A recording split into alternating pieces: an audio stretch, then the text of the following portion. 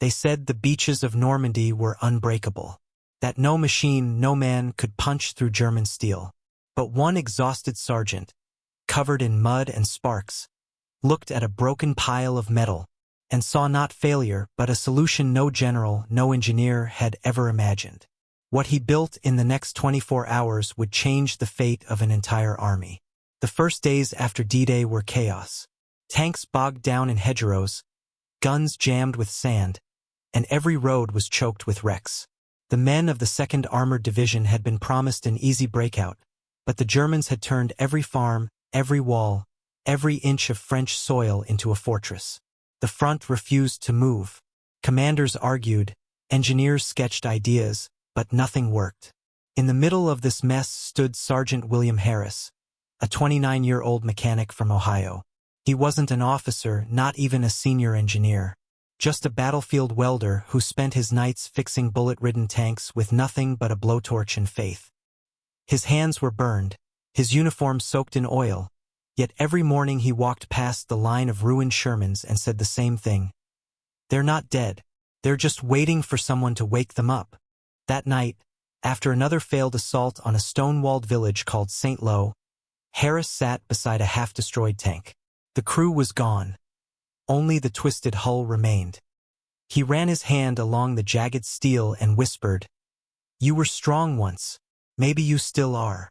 In that quiet moment, surrounded by smoke and the distant thunder of artillery, an idea sparked in his head, wild, impossible, but worth trying. He remembered his father's words back in Ohio's steel yard. When steel refuses to bend, make it work for you.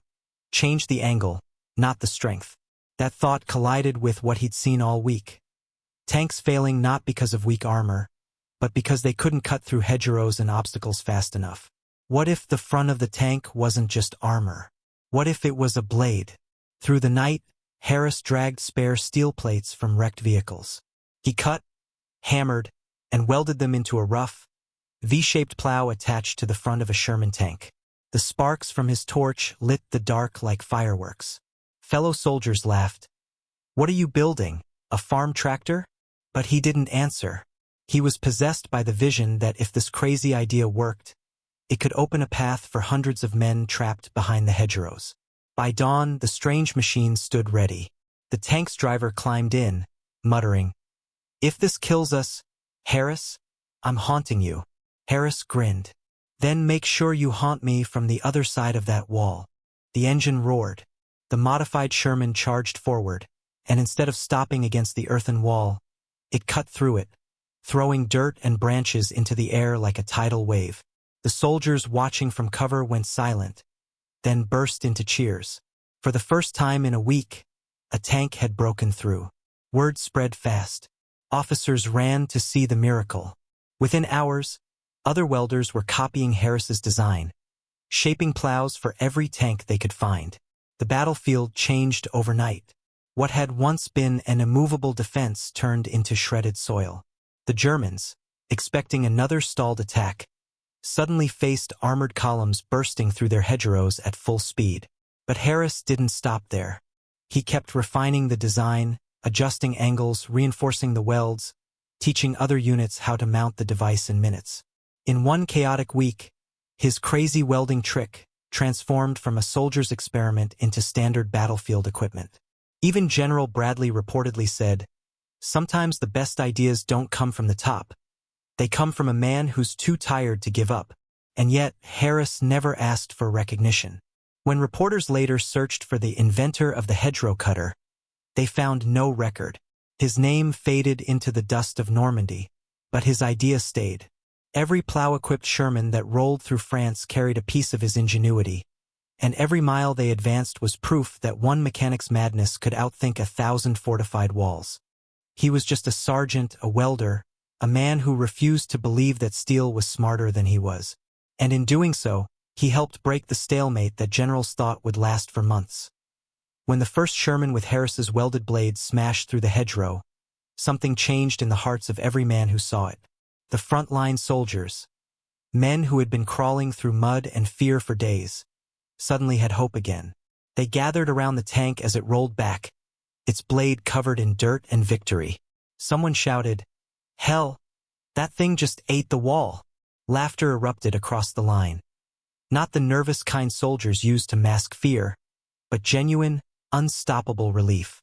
For the first time, they weren't the ones being stopped. The officers didn't waste a minute. The word spread through field radios, across units, and up the chain of command. Within hours, mechanics and welders from nearby divisions rushed to Harris's position, notebooks in hand, sketching his creation, measuring every bolt and angle. He wasn't a scientist, yet suddenly the battlefield had turned into his workshop. Every spare tank became a test subject, every wrecked hull a donor for parts. And Harris, the quiet, soot-streaked sergeant, became the unlikely center of an engineering revolution born from desperation. By that evening, 5 tanks rolled out with makeshift cutters. When they charged forward the next morning, it was like watching a new kind of weapon emerge from the fog. The earth exploded in sprays of soil and roots. Hedgerows that once shielded enemy machine guns turned into shredded walls of dirt. German soldiers, hidden and ready to ambush, were suddenly exposed. Their traps useless, their confidence broken. One captured German officer, stunned, later said, "We thought your tanks would die in the hedges. We did not think you would turn the hedges into roads."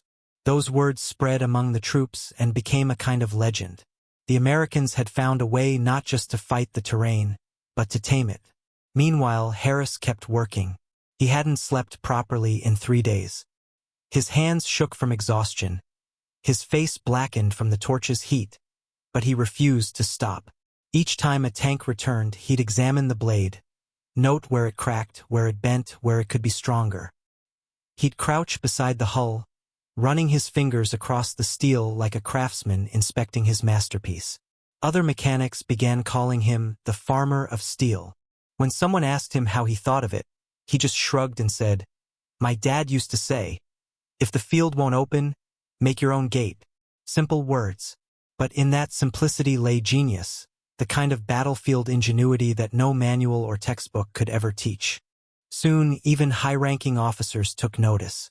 General Bradley's staff sent word to headquarters about a field innovation changing armored mobility.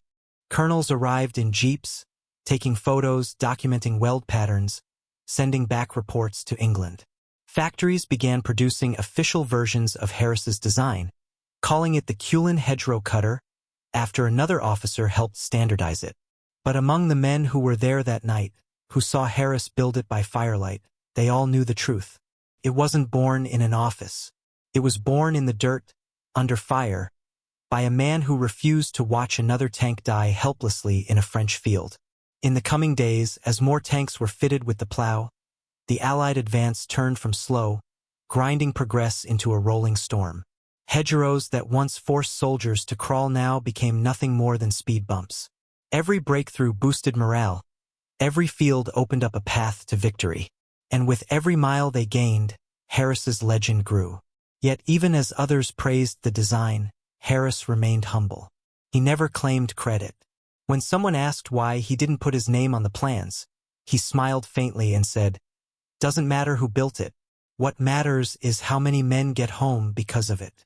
That's the kind of man he was, not a hero in medals or headlines, but a man who welded courage into steel and turned failure into a weapon of hope. What Harris didn't know was that his creation was about to do more than break the hedgerows. It was about to change how America fought every battle that followed. Within days, the hedgerow fields of Normandy looked different. Not because the land had changed, but because the men had. Before, each hedgerow had felt like a grave waiting to happen. Now they looked like lines on a map, barriers meant to be erased. Everywhere the tanks went, farmers and soldiers alike watched in disbelief. Massive steel beasts that once choked in the thick green maze were now slicing through it. Clean, confident, unstoppable. Each plow-tipped Sherman roared through the walls of earth like thunder through clouds, followed by cheers, gunfire, and the echo of freedom pushing forward 1 yard at a time. News of the new Rhino tanks, as the troops called them, spread faster than command could even record it. Entire divisions started welding their own versions overnight. Different angles, different cuts, all built from the same spirit. Harris's spirit. No official blueprints. No factory precision. Just torches, scrap metal, and the will to survive. For the German defenders, it was a nightmare. Their carefully prepared ambushes, designed to trap Allied tanks in narrow lanes, suddenly meant nothing. Machine gun nests that once felt invincible were now wide open. One German soldier later wrote in his diary, "The Americans no longer advance. They erupt. The earth itself moves for them." And he was right, because Harris's design wasn't just metal and weld. It was momentum. Every time a plow hit the ground, the front line shifted forward. And every time it did, the Allies discovered something they'd nearly forgotten, what it felt like to win. Among the troops, stories began to grow. Some said the idea came from an officer in England. Others swore it was a farmer's trick turned weapon. But those who'd seen the first one, the men who stood beside Sergeant Harris that night, they knew the truth. They remembered the sparks in the dark, the hiss of the torch, and the way his hands didn't shake even when shells fell nearby. They remembered the man who refused to wait for orders. By the end of July 1944, more than 500 tanks across the Allied front carried versions of the hedgerow plow. Each one bore a small mark, a rough H scratched into the steel by soldiers who wanted him remembered. To them, it wasn't just machinery. It was faith forged in iron. In one village near St. Lo, a group of infantrymen found themselves pinned down behind a wall of hedges. They radioed for tank support, expecting another hour of waiting. But within minutes, a Sherman burst through the hedge in front of them. Blades first, mud flying in every direction. The gunner inside shouted, "Tell Harris this one's for him," as he fired a shell that silenced the German bunker ahead. The infantry followed close behind, and for the first time in days, the village fell quiet. Later that night, as the smoke cleared, one of the younger soldiers looked at the broken hedge and whispered, "A piece of steel did what hundreds of men couldn't." But it wasn't just steel. It was the courage of one man to build something everyone else thought was impossible. In headquarters, officers began drafting letters, commendations, reports, production requests. But none of it captured what really happened. Because the story of Harris's crazy trick wasn't written in ink. It was written in mud, in sweat, in the trembling hands of welders who worked through the night while battles raged miles away. Back home in America, newspapers would later show pictures of the Rhino tanks tearing through Normandy, claiming they were a symbol of Allied ingenuity. But the photographs couldn't show what mattered most. The silence after the tanks passed. The look in a soldier's eyes when he realized he might actually live to see tomorrow. And somewhere on that battlefield, Harris stood quietly beside his first creation. Now covered in dirt, scarred from countless missions. He reached out and touched the blade, still warm from the fight. It wasn't pretty. It wasn't perfect. But it had done what no general could do. He smiled faintly, whispered to himself, "Guess crazy ain't such a bad thing after all." That night, as the stars returned over Normandy, Harris's invention became more than a battlefield tool. It became a symbol, proof that sometimes the smallest spark of imagination can turn the tide of an entire war. But for Harris, the story wasn't over. Because while others saw victory in his creation, he saw the cost, the faces of the men who didn't make it through those first days. And that quiet realization would haunt him long after the guns went silent. When the battle for Normandy finally ended, the maps of Europe looked different. But the difference wasn't measured in miles, it was measured in lives. Thousands of soldiers who might never have made it home did. Because one sergeant with a welding torch had refused to give up. By August 1944, Allied commanders were calling it the miracle of the hedgerows. But to the men on the ground, it was simpler than that. They just called it Harris's blade. The war pushed forward, through France into Belgium, toward the heart of Germany. Everywhere the Allied tanks went, those jagged iron teeth led the charge. And every soldier who saw them knew what they meant. It meant someone, somewhere, had cared enough to fix what everyone else said couldn't be fixed. But while his invention spread across Europe, Harris himself stayed behind the lines. Not in an office, not in celebration, but in the repair yard where it all began.